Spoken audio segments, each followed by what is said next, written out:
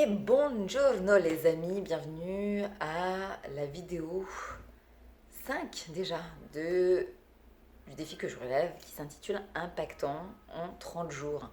Alors, je me présente, Ruti Arros-Guinor, je suis psychologue, coach en développement professionnel. J'accompagne les personnes à trouver leur vocation, booster leur carrière et j'accompagne les personnes également en transition personnelle quand eh bien, on traverse des périodes un peu difficiles, un peu compliquées et qu'on est en perte de sens.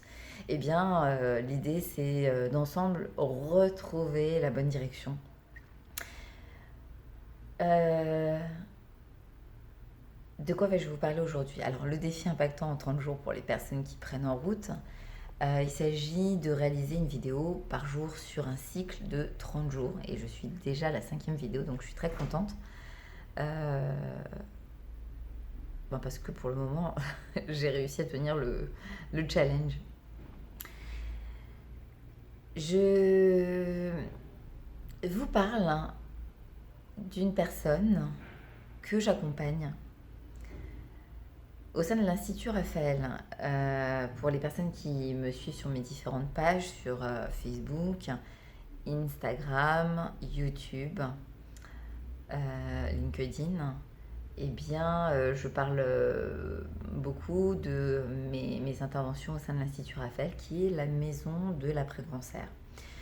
L'après-cancer, ça veut dire que dès qu'il y a un diagnostic, eh bien, on suit les patients sur le plan émotionnel, médical, au niveau du bien-être. On est une équipe pluridisciplinaire avec des professions de tous les milieux qui sont représentés et avec vraiment une grande diversité médicale, paramédicale, pour permettre bien aux personnes de prendre soin de leur bien-être.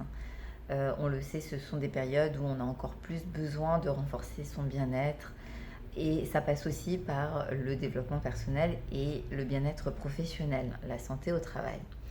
Donc moi, dans ce cas de figure, j'accompagne des personnes à concilier à la fois leur traitement, cette transition de vie, et puis leur vie familiale et surtout au travail. Comment concilier tout ça, comment gérer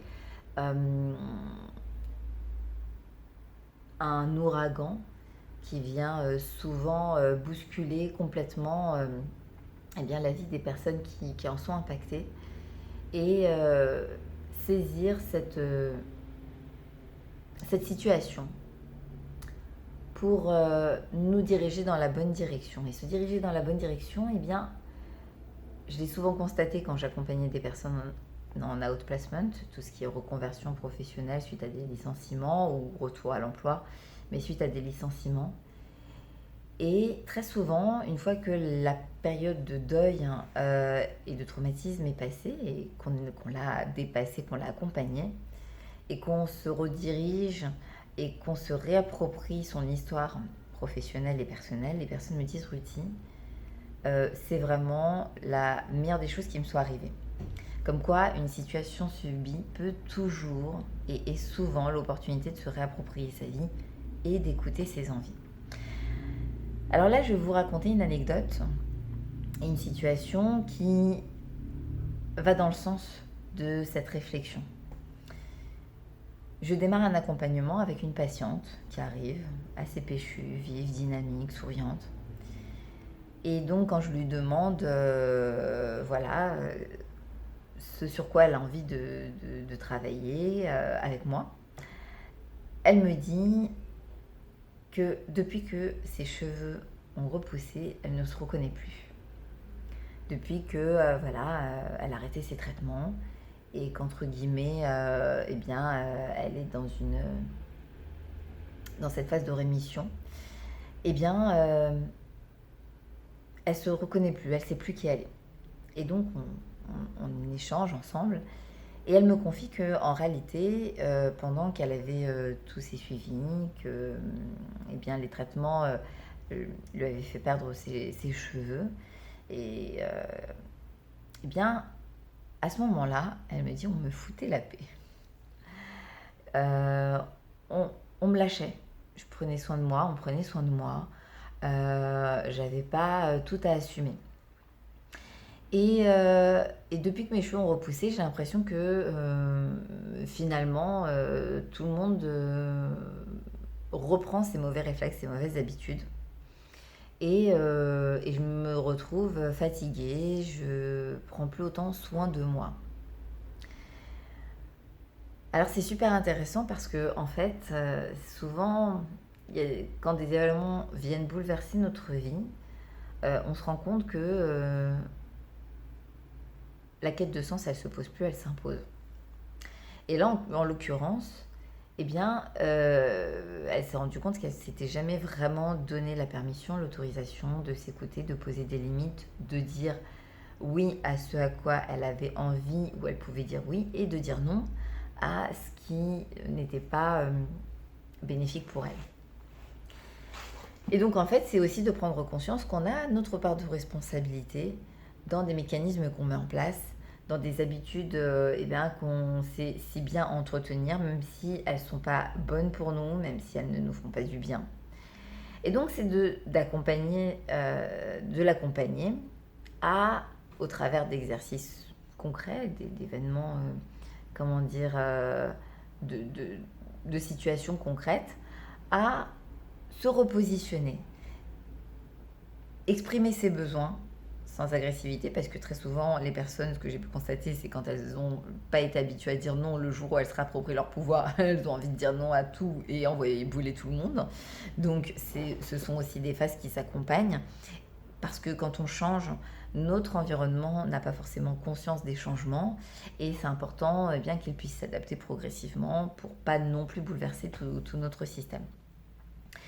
Et donc du coup, on a travaillé ensemble sur sa capacité à prendre soin d'elle, sa capacité à pas être sans arrêt en train de prendre la responsabilité de Pierre, Paul, Jacques, qu'elle savait si bien faire, et que elle s'était habituée à ne plus assumer et s'autoriser à le faire alors que on n'a pas de bénéfice secondaire. Parce que parfois, il peut arriver que la maladie ou qu'un événement un peu même négatif dans notre vie, on s'en sert comme d'un bénéfice secondaire pour s'autoriser à faire des choses qu'on ne s'autoriserait pas à faire dans d'autres circonstances. Et donc, alors ce sur quoi on s'est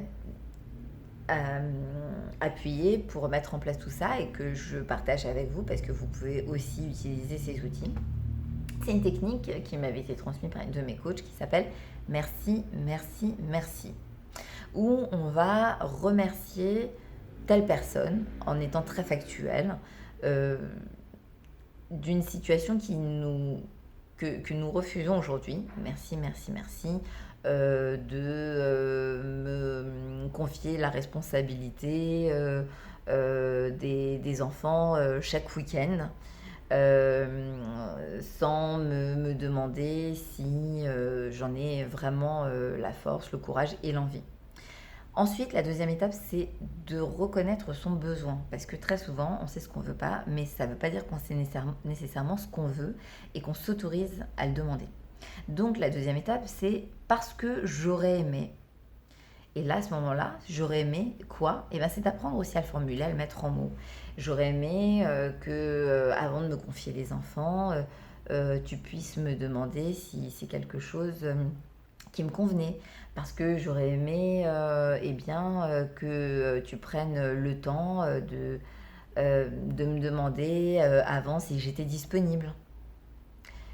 Et ensuite, la troisième étape, c'est parce que grâce à ça, et le bénéfice de cet exercice, c'est que d'une situation subie, on va rejoindre une opportunité de changement, de métamorphose, c'est-à-dire qu'on ose un changement, une métamorphose, et que du coup, c'est de se dire, parce que grâce à ça, aujourd'hui, je prends le temps de m'écouter.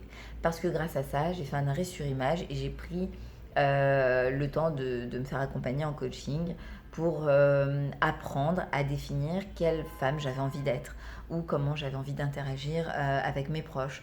Où j'ai pris conscience du fait que pour moi, il était essentiel de ne rien prendre pour acquis, que ce soit pour moi comme pour les autres. Et c'est un exercice formidable qui est à faire par écrit. Ça prend du temps, c'est un véritable exercice, mais croyez-moi, c'est un outil de transformation qui permet d'obtenir vraiment de belles satisfactions. Donc je vous invite à le faire. Faites-le, vous allez voir, vous allez être surpris des résultats que vous allez obtenir. C'est un petit clin d'œil à Sarah qui m'a transmis cet outil, que je continue à utiliser à titre personnel, pour moi, pour les personnes que j'accompagne, pour les personnes que j'aime et qui ont envie à un moment donné de transformer une situation subie en opportunité.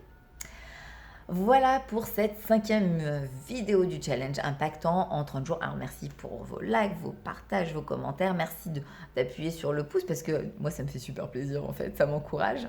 Et puis si vous pensez que ces vidéos elles ont de l'intérêt, qu'elles peuvent avoir de l'intérêt pour d'autres personnes, eh bien partagez, voilà. Ce que l'on apprend, eh bien on peut le transmettre aussi. Et c'est comme ça qu'on évolue ensemble. Donc je vous dis à très vite, non pas à très vite, à demain en fait. À demain!